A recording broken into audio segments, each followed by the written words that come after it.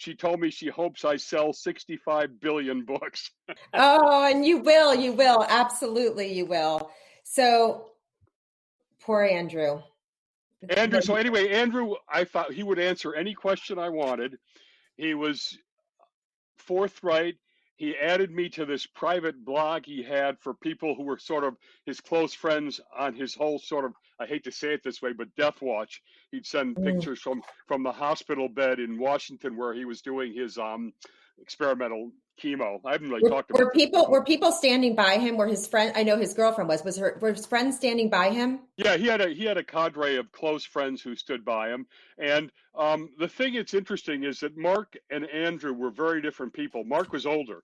Mark was a tortured soul, crushed by this, couldn't deal with it, and as you know, killed himself. Andrew was tough to the core. He was destroyed by it too, but he was determined that he was going to go on living, and that he had Catherine at his side. Mark's wife they were having marriage problems, and she was disgraced by the whole thing too. So he did not have the fortitude to be able to deal with it, nor did he have the support system around. And I should say that Andrew and Mark both were estranged somewhat from Ruth after this happened, because Ruth would not disengage 100% from Bernie, which they insisted. That was reconciled over time, particularly with Andrew. Wow. Okay, and Mark. Mark had committed suicide before I knew him. I got a lot on him, though, from the family, from Ruth, from Bernie, from Andrew, from other people. So I feel like I know a lot about him, but I never met him. Why? Okay, let's talk about Bernie. Why someone with that amount of money, with that prestige, you can talk, I'll let you talk about Bernie and things that people didn't know about Bernie. Why would he do it? Was it greed? Was he in so deep that he couldn't get out? What was it? What was it? Those are great questions, and both of those guesses are logical, and neither of them are right. He did not do it for greed. He had a co-conspirator who really nobody knows about, but he has 4 big investors. He calls his big 4 with me. The biggest of the big 4 got $7 billion out of this Ponzi scheme. Bernie himself stole $800 million to keep the upstairs business going, but you can see that whatever he took is a fraction of what Pickhower got. He was a control freak.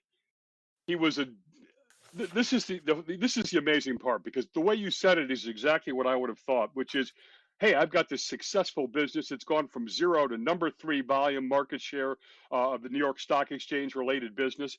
And I must have got in trouble from doing, must have had a bad big trade. I lost a lot of money. I'm going to double down like a gambler does. It never works, right? I'm going to make it back, and then I'll be done with it. And of course, that doesn't work, but that also wasn't true, even though that's what he told me. He actually was building at the same time on each floor one of the most ethical businesses on Wall Street and one of the most criminal and the biggest criminal enterprise on Wall Street 2 floors below. The same individual at the same time throughout the whole period. And it's mind-numbing. Bernie could not accept the loss. He could not physically take any investment losses, which is ridiculous in the investment business. So in the straight business, he's making money on commissions, right? So whenever a trade happens, whether the market's up or down, he's making money. In the money management business, he can lose money if things don't go in the right direction. He couldn't deal with that, so he just started making it all up. Isn't it? It's so unbelievable. It's so hard to believe. Still, it's so hard to believe.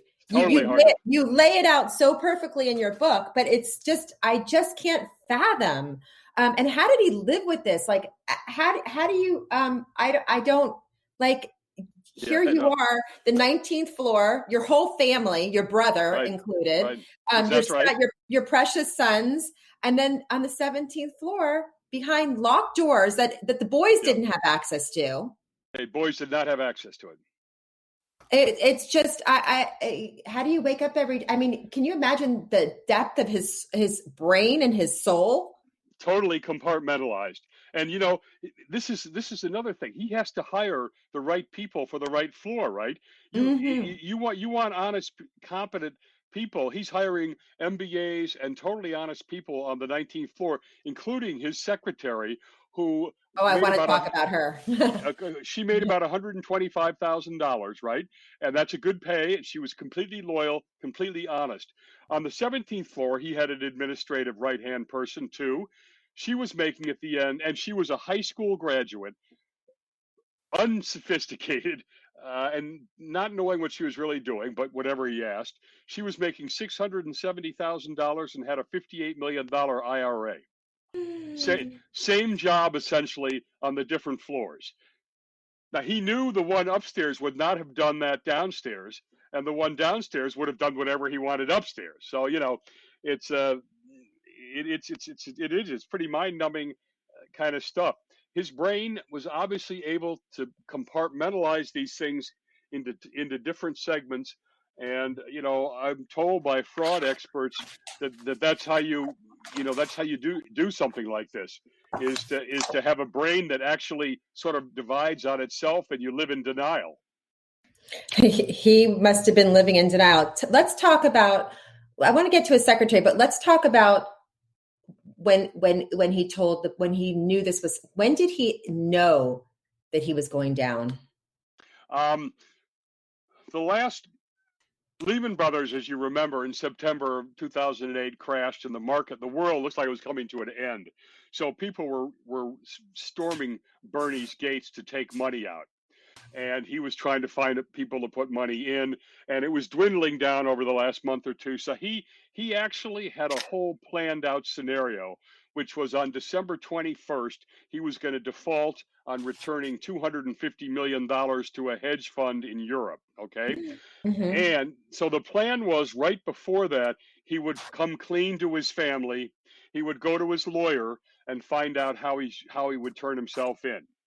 But like everything else, because his ego would never let him admit he was anything other than the go-to guy. I can do what anybody wants. I'm a people pleaser.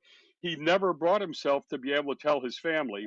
He never brought himself to be able to tell his lawyer until his lawyer got a phone call when he was in his granddaughter's classroom, sitting in one of those miniature kindergarten chairs, and said, "I'm arrested here with the FBI."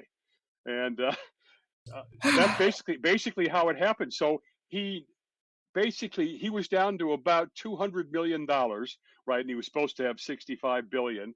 And it was bleeding out day by day.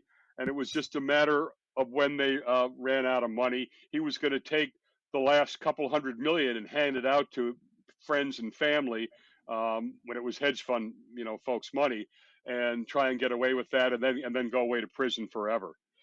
So that's what had happened. He came clean finally the day before.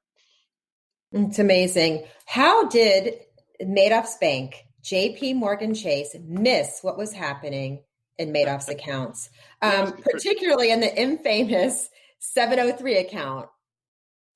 Well, you're asking all the right questions. That's a good question, by the way, because not only JP Morgan was so clueless that they didn't really understand what the account was for. They kept thinking it was for the market making, his legitimate business, right? Madoff claims to me he told them it was the operating expenses for his Ponzi scheme for the hedge fund. But think about this. $170 billion ran through that fund. How the heck could nobody have noticed something was weird was going on? There was never more than $6 billion in cash in it, which Bernie told me.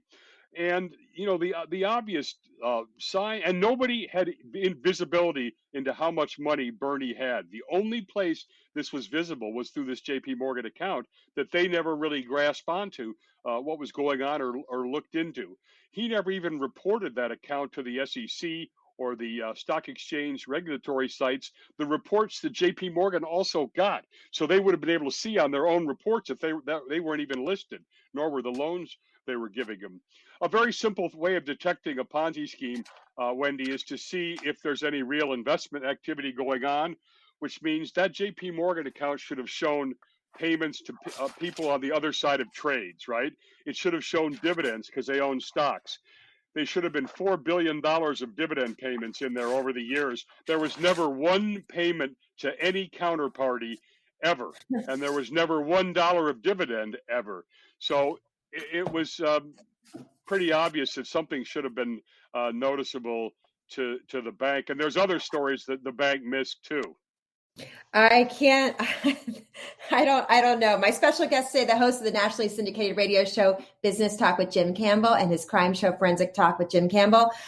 His new book, Explosives, it's going to be a bestseller, Madoff Talks. He's everywhere now, uncovering the untold story behind the most notorious Ponzi scheme in history. It's out now. It's a must read. It's going to be a New York Times #1 seller. I'm sure of it.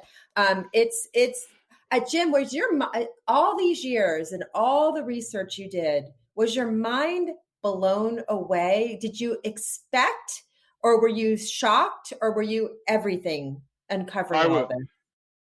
Yeah, I was blown away by it. We haven't even talked about this. I was blown away by the entire system failed. You just asked about the bank screwing up. I told you about his big four guys who were extorting Bernie, the feeder funds, as you know. The SEC missed 5 investigations. SIPC, which is like FDIC when your bank goes down, totally screwed up. Every single component, Wall Street failed the investors in this case. That totally blew me away. Okay. The second thing is obviously the whole Bernie story. And the fact that this thing was so complex, so opaque, and yet you could have figured out in 5 minutes in different ways that it was fake. And then the final thing is nobody has yet made a definitive media sourced basis of did the family know. I can tell you right now, the FBI, who I worked with, the trustee that on the liquidation, they all believe the family knew. The FBI believed that Bernie was grooming the boys, and I know that wasn't true, but they did not know that because they had no access. So whatever decision you see that comes out of Chapter 8, it's really the first media source that's done this. And those 3 things are, the scope of it, the failure of it, Bernie's lies, and did the family know? It's so hard. It's so hard to believe. It's so tragic. It's the whole story is so tragic. What this man did to his boys, his wife, his family, his investors, investors that were rich, investors that really didn't have much. What about all those people? What about everyone that he hurt? Yes, in I believe it's Chapter 7. We have some victim stories side by side by Bernie expressing his remorse about it, which is not the kind of remorse that you and I would call remorse. But we've got the stories there, and I talked about this SIPC, this FDIC thing. They went after a lot of the victims again, and it's to say this simply, and it seems illogical. They got money back by going after some Madoff investors and giving the money to other Madoff investors, even though they all lost money, and it was legal. And it's the way, another one of the parts of the failure of the system that I find outrageous. But yeah, there's some really heart rendering stories of people. Here's one. Willard Foxton was a British war hero who fought in every British war from about the 1970s on. And there's a bunch I never knew about, along with Afghanistan and Iraq and other Middle East wars. This guy was a hero. He was wounded in the war. He saved lives. He retired. Somebody said, hey, this guy Madoff's good. Put your money with him. Put all his money with Madoff. Didn't know anything about what Madoff was about, but he'd heard it was a good deal. And retires from the British military, British Army, and 3 weeks later loses his entire life's savings to Bernie Madoff. 3 weeks later, kills himself in a park in London. And if that doesn't give you chills, there's other stories that go along with that. Very sad. And then there's obviously the 90-year-old folks that had to go back to work at Walmart because they had they lost everything. Ruth's sister and brother lost all their money, and they had to drive a limo service to the airport down in Florida to survive. What about his brother? That's Ruth's sister. Yes.